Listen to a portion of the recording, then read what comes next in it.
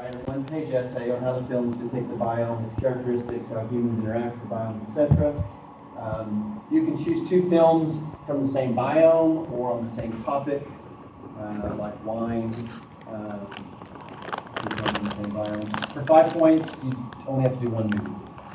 Okay, and write about it for half a page. So 1 movie, half a page, 2 movies, full page. We'll give you 5 or 10 bonus points added to your last exam. Yeah, so that's the paper, just a description of the movie? Is it? Not a description of the movie, but a description of how the biome is depicted in the movie. Okay. So you're not watching it necessarily, you're not trying, it's not a movie review, it's a review of how accurately the movie depicts the biome and characteristics of the biome that are shown through the movie. And so, let me go through some of the films. So we should base the choice of our movie based on the choice of the critics? Based on your review of how, your knowledge of the biomes from our class, from your textbook, and how accurately or how the biome is portrayed in the film. What I'm trying to say is if we see which movie has the best critics about how the rest of the movie, we just see the movie from there and Right. So I've given you I've got the movies here. So for Savannah, Ghost in the Darkness is a movie about man-eating lions in exploration of Africa. Disney's Cats is a documentary film from Disney. Into the Wild is about a college graduate that burns his credit cards and moves to Alaska, hitchhikes to Alaska, and lives in a van. He does. The Thing is watch the original one. It's a Kurt Russell horror movie from the 80s.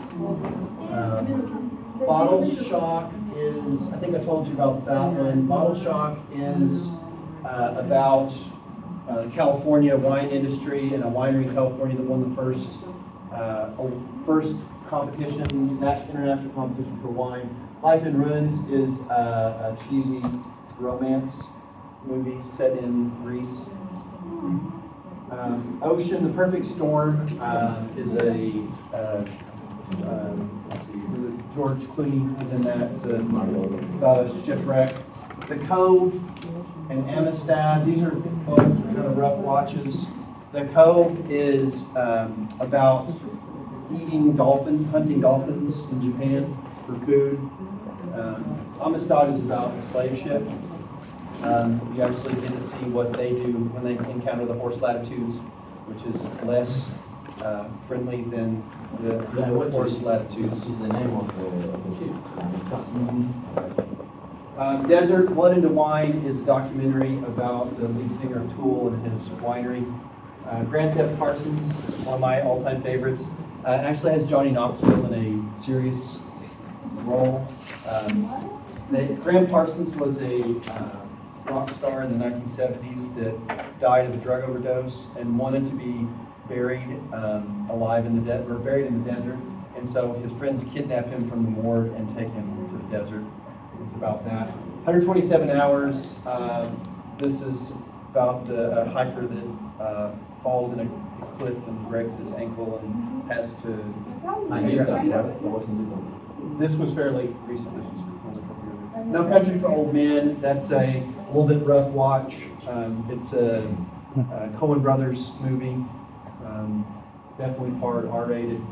Tropical Forest, Mosquito Coast is a Harrison Ford movie from the 80s. It's really long, but it portrays the rainforest. It's a beautifully filmed movie. It's 2.5 hours long, and it's not the best movie, but again, this is not a review of the movie, this is a review of the biomes. So it actually is very beautifully filmed.